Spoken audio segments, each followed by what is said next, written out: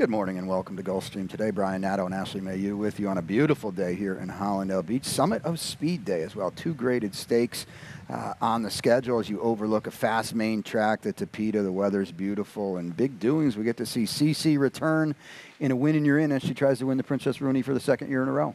Yeah, CC obviously looks pretty tough on paper. We saw a beautiful performance from her last year in this race, but some interesting horses, Glass Ceiling, Make Mischief for Mark Casse.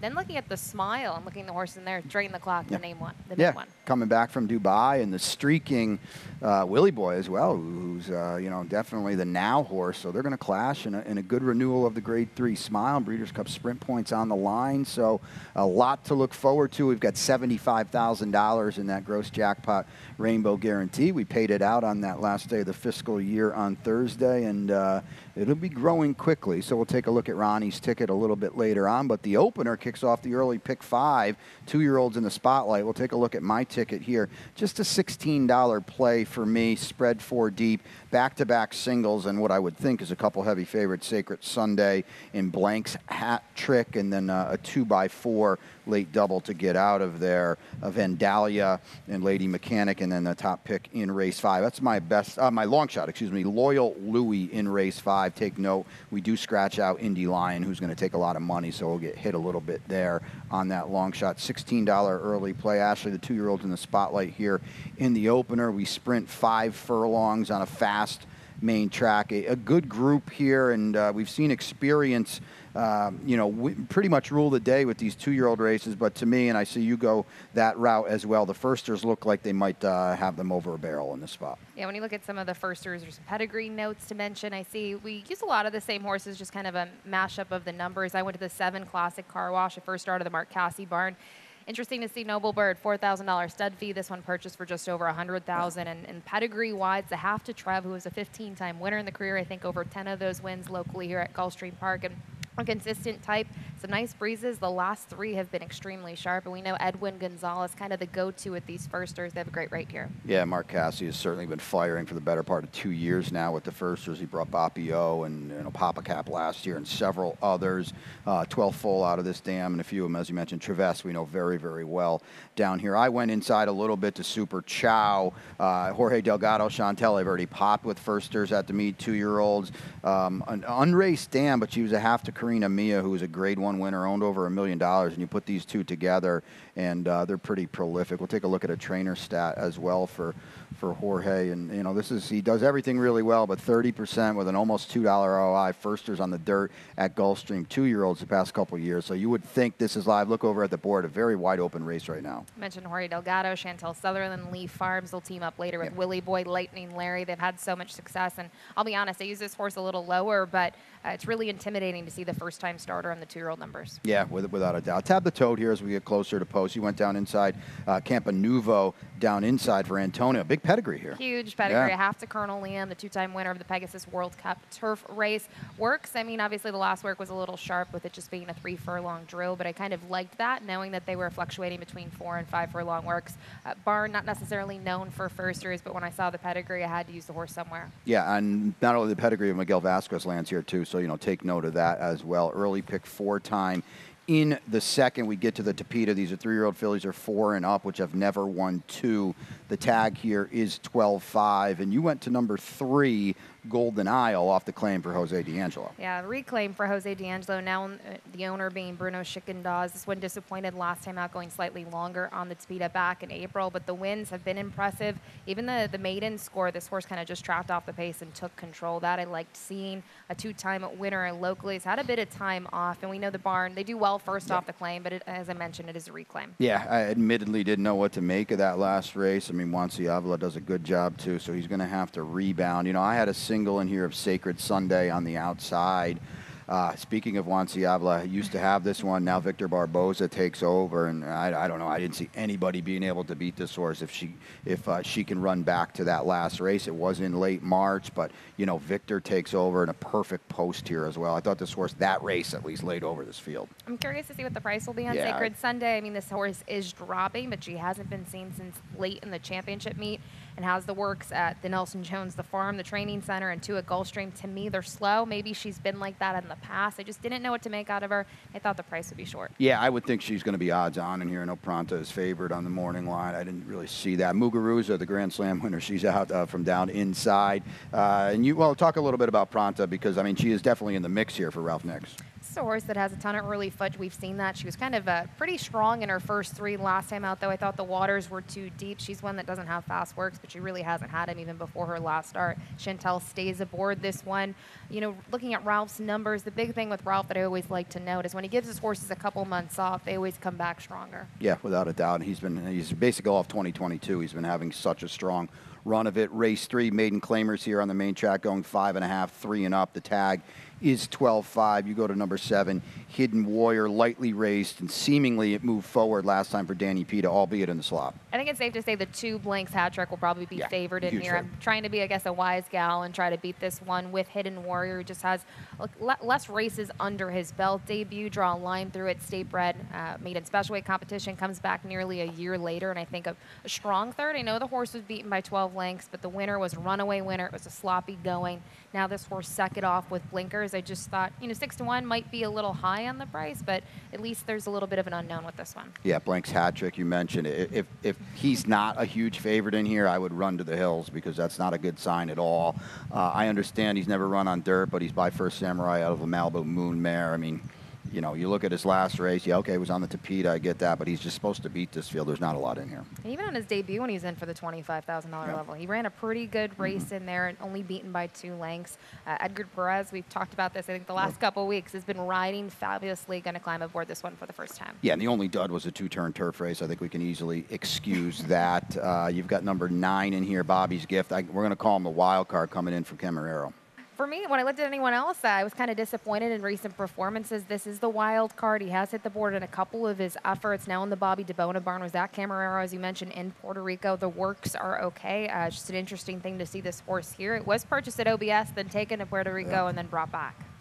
I mean, no disrespect over there. If he could win for 20 over here, I'm not sure he's coming for 12.5 and winning over here. So we'll see what we get from that one there. Race number 4, we're back on the Tapeta. We're routing here. 3-year-old fillies are 4 and up, which have never won 2. The tag is 8,000, and we both land on number 6, Vandalia. Yeah, this one's going to be tough. First off, the claim for Carlos David. I think we have a stat. We'll just start with the stat here for Carlos.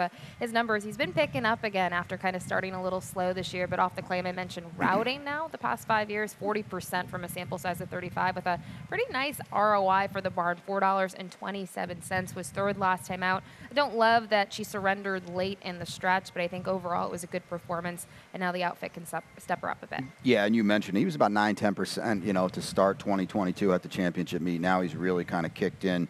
That stat too is the stat you saw it there. It's good enough, but actually 2 for 2 on the Tapeta with this move routing off the claim too. So I think that just kind of gives a little bit more edge to that one there. Outside for you and Miss Bethel. Miss Bethel beat Vandalia last time out. I think the big thing to note is actually Tapeta races have been her best races. There's 3 for 4 in the money. I know she doesn't have a win over the surface, but even going down the page, the other time that she went a mile and 70, she was third, beaten by 2.5 at the 12.5 level. Concern with her, she closes from off of it and typically can't get it done, but I think for a minor share, one to consider. We'll take a look now at Miss Mamba's last race. She was my best bet of the day, and Pete nailed this morning line. I think he had her at 8, and I'm thinking to myself, she's going to be 2-1, first time Rohan. And okay, she clipped heels, but she wasn't bet at all. And like I said, Pete was all over this. She was 7-1 that day. I thought it was a terrible sign. I have no idea what we get today. Yeah, okay, she clipped heels early on. She didn't run an inch that day either.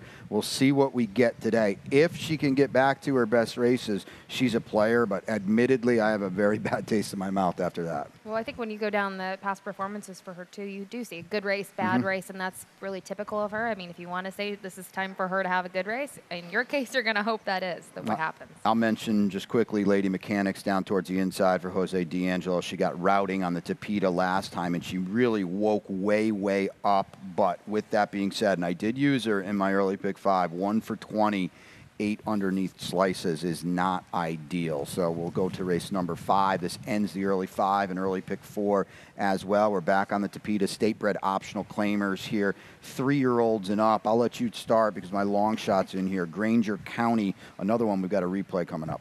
Long shot for you. Best bet for me with Granger County. I do think the scratch of the number 6 Indy line was key in here, but Bobby DeBonis had this one for a while now, a couple starts under the belt. Really has done nothing wrong in 2022. 2 wins from those 6 starts. Has only missed the board once. And look at the lifetime record. He's an 18 times, been racing, but he's a 5-time winner. I thought last time out was a really game performance. It was on the turf, I understand that, but even looking at some of the Tapeta races, he's got a win on the Tapeta back at the $20,000 level when he was picked out of that race. I know 2 back he fell flat, but I like what I've seen from him so far, and I like that Edgar Perez stays aboard. Let's take a look at that replay as well last time, and this is going to go into the final turn. It was on turf, but, here he is, the 3 down inside a little bit, and he's going to start rolling coming into this final turn. Again, this was on turf, but I just kind of think it is a big effort. It shows that he's in form. He's trying to get out here a little bit, too. He's trying to get out, and let's not, forget. It is on the turf you mentioned, but they did go wickedly quick to that opening quarter, which certainly helps him. He usually tracks from off of it, and I still think,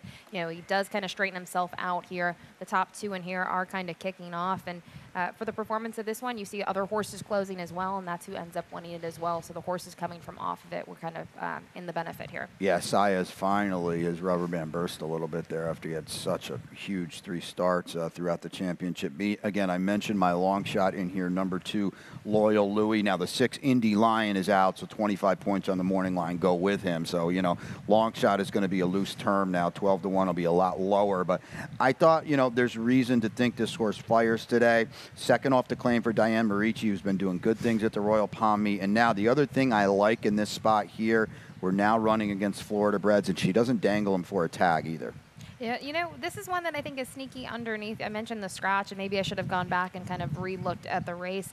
This is a horse that's always been 1 or 2 lengths off early and has that good tracking position. Last time out needed to find more, but that was against starter allowance. So I don't think the waters are too different today. No, and there's a lot of speed in here. Now, some of it comes out with Indy Lion, but, there's plenty of it in here. Big Daddy Dave is part of it. Big Daddy Dave's part of it. Also, Henry's World has shown speed in that last effort and tried to take him gate to wire. So Big Daddy Dave I used in the second spot. Disappointed last time out, but it was a dirt race. I think the turf races from him have been pretty strong, a part of the pace scenario. But the big question, can he handle the Tapeta? Off the claim for Jose D'Angelo as well, so we'll see what we get today. You would think he sticks around a lot longer and fires a lot earlier on as well. 5 down, 6 to go. When we come back, Ronnie's got a Rainbow 6 ticket for you. Stay tuned.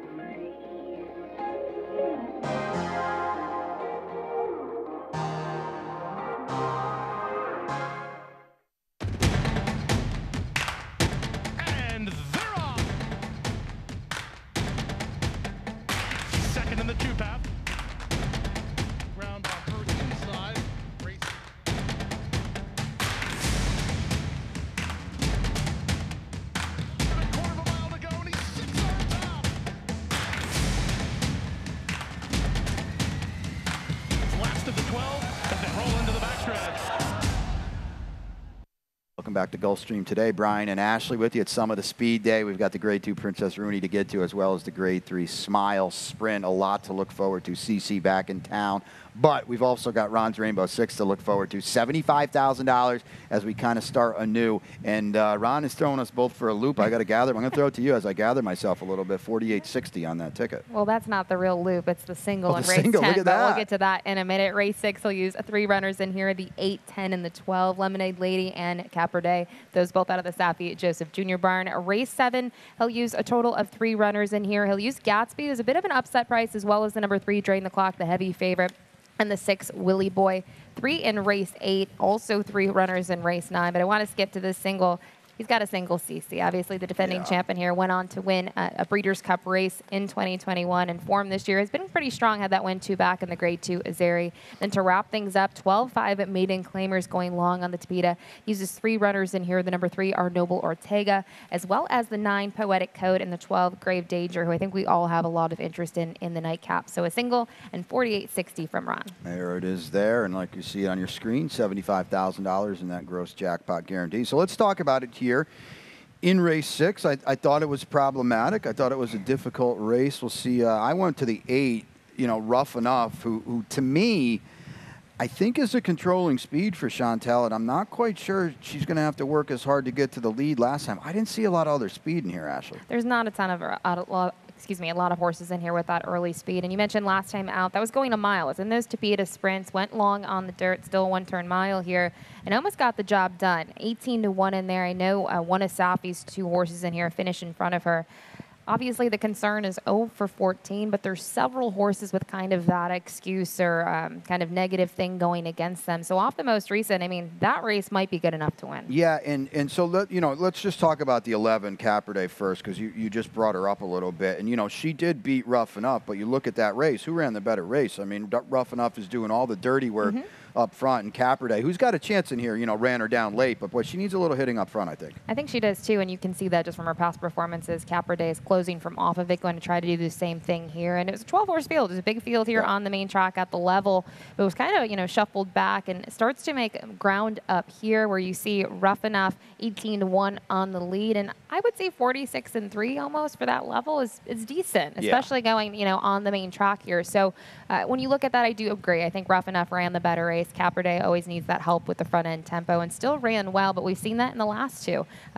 2 times back, I guess she's kind of chased more, and here still needed more to get the job done. Yeah, without a doubt. And the other thing, too, we've got to note it, especially Thursday, not as much yesterday. The track has been very, very speedy early on. It's tough to make up a lot of ground. Fearless Girl for You, second off the claim for Joe Orsino, has done very, very little wrong at the Royal Palm meet. This horse is 8 for 11 in the money, consistently picking up those minor checks. I know she's a 5-year-old mare, and we can say the same thing that I said about Rough Enough, fair share of chances. But I thought last time out, I know this one was defeated as kind of the favorite in there, but it was a good race. Never really made ground up when you kind of looked at the way the race flowed. A big thing that was going 6 furlongs going to stretch out to a mile today. I think in some of her races, she's maybe needed some extra ground. Ashley mentioned Safi's got a couple in here. He's got Lemonade Lady, Edgard Zaya's back firing. A couple of wins on Thursday, one yesterday. I think she's certainly in the mix as well. So stakes action now in the 7th, and that's the Grade 3 Smile Sprint. It kicks off the late pick 5 too. You're not going to have to dig too deep to play my ticket. We'll take a look at it. I could, completely honest with you, it's a $20 ticket. I probably could have played it for $5. We'll talk about the Smile Sprint in a second. I ended up going too deep. Initially, I had a single of Mead, but I added Bourbon Wisdom in there. The order is 7-10 with Merzaz and King Cairo in a race where they just look best to me. The single is in race 10 as well. Cece kind of sort of has, I mean, it's a really good renewal, but she looks like she's better than them. I went 5 deep. I've got a big price 70 times 7 down inside in the finale. With that being said, I think we all agree Grave Danger is going to be pretty tough to beat and probably a pretty stiff favorite in there. Okay, so the Smile Sprint kicks it off. That's exciting in and of itself. We welcome back Drain the Clock off I think we can be honest, a disappointing run in Dubai. It was disappointing. I think we were all expecting a better performance, especially what we had seen with him. It seemed, I should say, like his races at Gulfstream were setting him up for kind of a monster performance. We didn't see that from him.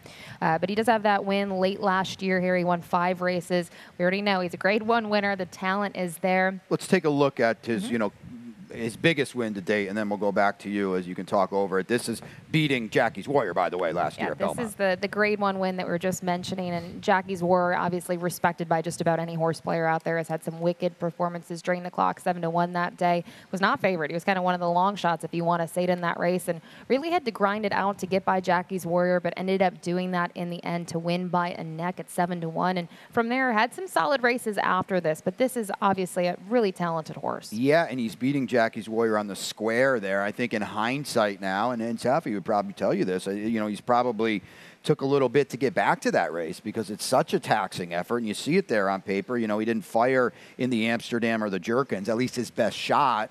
And, I thought he got back on the beam when he was just a neck beaten to Miles ahead, who's pretty darn good in his own right, and went on to be a private purchase after that. The Dubai race is a little problematic, and now the layoff sometimes can trip you up a little bit too. The layoff can. I do say that what I'd like to say his works have been extremely sharp, which we'd expect from him just from what we've seen on the racetrack. So Safi can get these horses ready off the long layoff, and I think this is setting him up for something hopefully bigger down the road. So I think it's clear that obviously Willie Boy is the main danger. You've got him in second. To me, if Willie Boy's going to beat Drain the Clock, it's today on July 2nd. I don't know if he's going to beat him a month from now.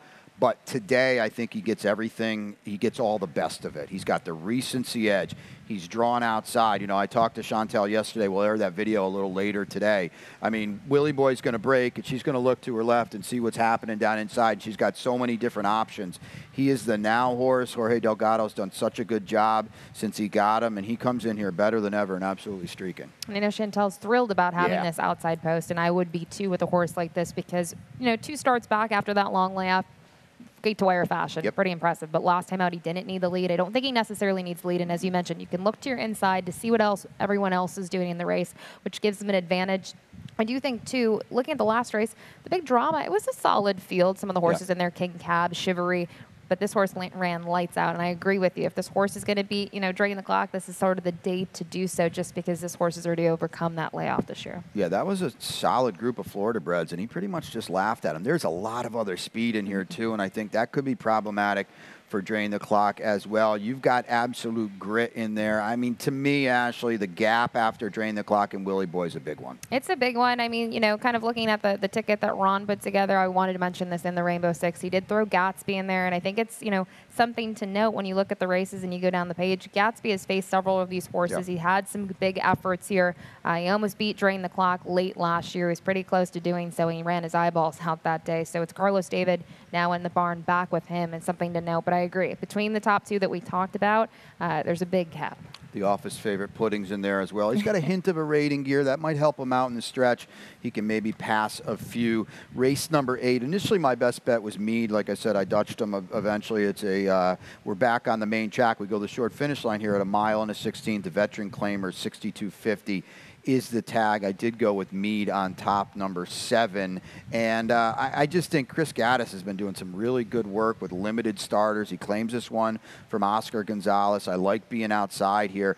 I thought the pace is pretty hot, too. I know short run to the finish line, but still, I think there's a hot pace in here. Yeah, and kind of looking at my top 3 in here, I did put a pick 4 ticket together. I used Meade a little further behind just because of, this is a horse that I think dropped in class and has done well, but I still used him in my early pick 4, 2, 3, and 7 for me. Race 9. I'll use the 6, 7, and 10. I believe he used the 7, Merzaz, and then the 10, King Cairo. I also tossed in the 6, Never Stop Dreaming for Armando de la Cerda, who's been on a roll recently here at Gulfstream Park. We're all on the same page with single today.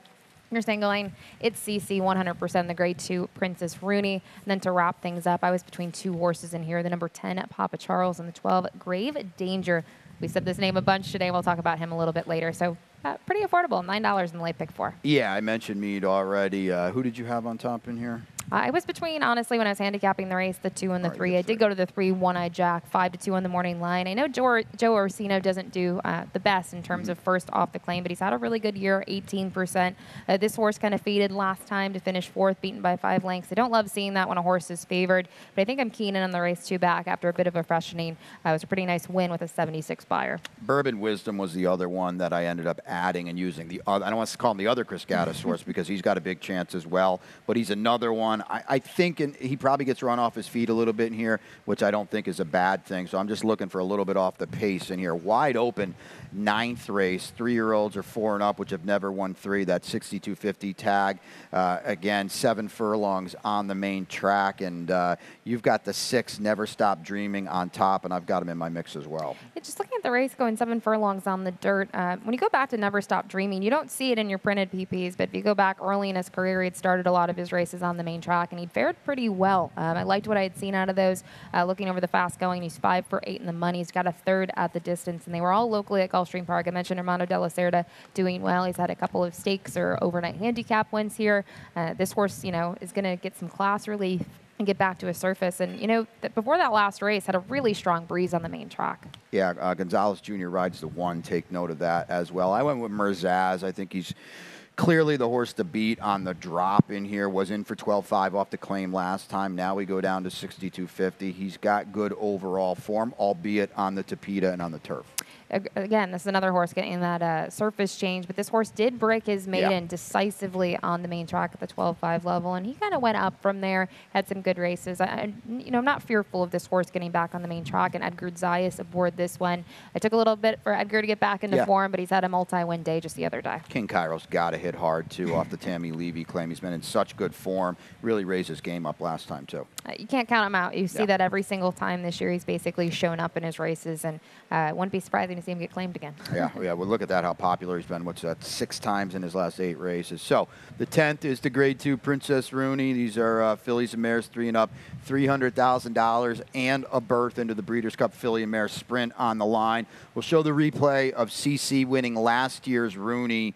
And you want to talk about versatility. She's a Grade 1 Apple Blossom winner at 2 turns. But I think, Ashley, at the end of the day, this is her trip, and we know she likes it here. I mean, the talent's there. You mentioned she can go 2 turns. She can go 1 turn. I agree. I think she prefers the 1 turn. And they decided to ship her. There's some nice horses in this race last year. She was not favored in the Princess Rooney. But looking at the performance that she ended up having, I thought it was a huge race. She seemed to really like the track. And I know trainer Michael McCarthy has said that. She really handled the surface nicely here. They've decided to do the same thing that they did last year, which...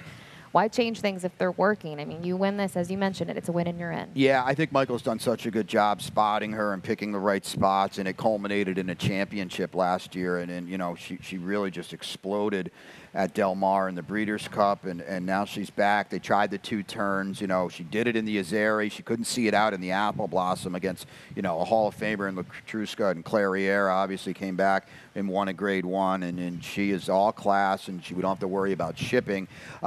Underneath, I think you're allowed to go different spots. You went with Glass Ceiling coming in from New York for Charlie Baker. Won the Barbara Fritchie earlier this year at Laurel Park in a pretty nice performance, and then went back into a Grade 3, went back to New York, and I thought it was a huge effort, won by 5 lengths. I'm not sure she obviously faced the toughest of competition than last time out on the Grade 2. She finished 3rd, well beaten behind Bella Sophia and Obligatory. They were like 10.5 clear of the field. But, you know, when you look at what you did in terms of your second choice, Make Mischief, I mean, these are the 2 that make sense. Make Mischief, though, coming out of some state-bred races in New York. Yeah, don't hold that loss against Glass Ceiling. I mean, it was first off a little bit of a layoff. Bella Sophia, you could argue she might be favored in this field, or be right there with Cece. We know how good Obligatory is. We saw her at the championship meet down here. I think she moves forward. You know what? I put Make Mischief in second because I like this post for her. She's well drawn. There's speed in here. She'll get first run on Cece. You know, if you throw out the muddy race, her form really fits too. And she's fared okay in some Grade 2 and Grade 1s late last year. I think my only concern is she has faced state-bred in New York. I don't think the waters have been deeper, where I guess Glass Ceiling being against Open gave me a slight edge. But again, Mark Cassey, Edwin Gonzalez, they decide to come here, and you know, I think it's a good race for her. Yeah, there's no doubt she's got to answer the class call for sure. We'll wrap it up in the Tapeta in the 11th, maiden 3-year-olds and up, the tag 12.5. You talk about the 12, because I think Grave Danger is probably supposed to be, to me, clearly the horse to beat. You look at just the 1 Tapeta race for Joe Orsino, and it just jumps off the page. Yeah, the first race, let's draw a line through it in the sense that it was on the main track, got to the Tapeta, and it was a change of tactics. This horse was kind of involved early, just sat off the pace setter, finished 3rd, beaten by 3, was 14-1. I thought seeing the improvement second time out on the surface was reassuring. Also, when you look at this horse, the dirt works. Not impressive at all, but the Tapeta works are actually decent. So I'm glad that they gave this one a shot. Edgard Perez climbing aboard. I didn't realize this. When Joe Orsino rides Edgard, 47%, almost half the time. So a lot of things point here, 8-1. I don't think we're going to anywhere near that. Yeah, that's 7 for 15. I don't have to think too hard about that. Yeah, this horse looks about 5-2 to me. Scratch a 7, scratch a 13. So Ronnie and I filmed some videos. They're on Twitter. I think we might show them later in the day about this late pick 5. And I had one just funky off-the-wall horse, and it's the 170 times 7. Listen, we couldn't even show a replay or anything because this horse didn't run at all. But I thought it was interesting, twofold. Miguel's named to ride on debut, and again, this horse doesn't do any running at 7-1, by the way. He says, you know what? I'll ride again, Ronnie Spatz. No problem. We're down inside. We're stretching out on the Tapeta. He's got a turfy pedigree. He did flash a little speed before stopping. I think we would both agree that you don't have to jump way up to play with this kind of group. I don't think so. And it was a sloppy main track on debut, which can be really tough on a horse. This is a horse that didn't break sharply. I believe Summer Ash was involved early because this horse ended up running away. And maybe what we do is we see how Hidden Warrior races earlier in the card, and we'll see how this horse does. But obviously didn't run at all last time out. And I like what you pointed out. Miguel does stay aboard. When you see the debut like that, probably not necessarily confidence to stay aboard, but there must be something that he's seen maybe in the mornings with this one. I agree. And Saul Motos has got Papa Charles going the right way. He's in with a piece of this as well. Another one, the last 2 Tapeta races, they're not bad at all. I know a couple horses in here have beaten him before, but coming in here off a career best, going a mile and 70, only missed by a length and a half. So the more pace for Papa Charles, the better. Yeah. All right. That's 11 today on the Summit of Speed card. Big pick 5 pools, the 2 graded stakes, the win and you're in. Lightning round time here. Best bets for Ashley and myself. Ronnie will be with us in the afternoon as well. I think he's just getting to the office now. Let's who you got as your best bet today? We'll start with you. You're up here first. You have Sacred Sunday, who's in race 2, 5-2. We talked about this horse kind of dropping in class today, has a big shot. Yeah, he's one of my early singles for me. Granger County for you. Granger County, key scratch in there of the number 6 Indy Lion. So 5-2. I don't know if I'll get that. We'll see what happens. Not anymore, probably. But it's a segue to my long shot because he's in the same race as Granger County, and I'm not getting 12 anymore with the scratch of Indy Lion and 25 points on the morning line. Loyal Louis at 12s. How about you? And for me, I actually go a little bit earlier. I mentioned this name a couple times today. I go with Daniel Pita's Hidden Warrior, 3rd time out, 6-1 on the morning line, and 2nd off the layout. We've got stakes action tomorrow as well. The big day today, but of course tomorrow with the Bob Humphrey, and we'll take a look at an impressive run by the Virginian. He's got to prove it on Tapeta, but he does have a win on Tapeta. So a good group tomorrow. Yes, I'm Free is back. Yeah, Yes, I'm Free is back. It's a big field. It's not a short field by any means, and it'll be interesting to see how these horses run, as you mentioned, on the Tapeta rather than the turf. But the Virginian faced nice horses in that race at the Sunny Isles, I should say. Horses that, they've been tough to kind of beat. Kind of cool that we mentioned Antonio Sano's got a firster that's kin to Colonel Liam, who won the Pegasus World Cup Turf. And today, up at Belmont, we've got our Pegasus World Cup winner, Life is Good, coming back from another a Dubai trip himself, facing Speaker's Corner, who has got really good here this winter during the championship meet. Exciting matchup in the Grade 2 neighborhood. This is still probably my favorite race from last year. Just seeing Life is Good kind of break on top. No one could really go with him from that point, and it was smooth sailing for Life is Good. So he returns to the races. He's one that obviously we're thinking Breeders' Cup Classic later this year and has a huge shot. So we'll see what he does off the layout. Yeah, and Speaker's Corner drawn to his outside. He couldn't handle the freak that was Flightline. We'll see what we get today. He's a heck of a talent for Bill Mott, a Grade 1 winner as well. So that's it. 11 coming up, but we've got track announcer Pete Ayel to get you through the changes before first race. Best of luck today.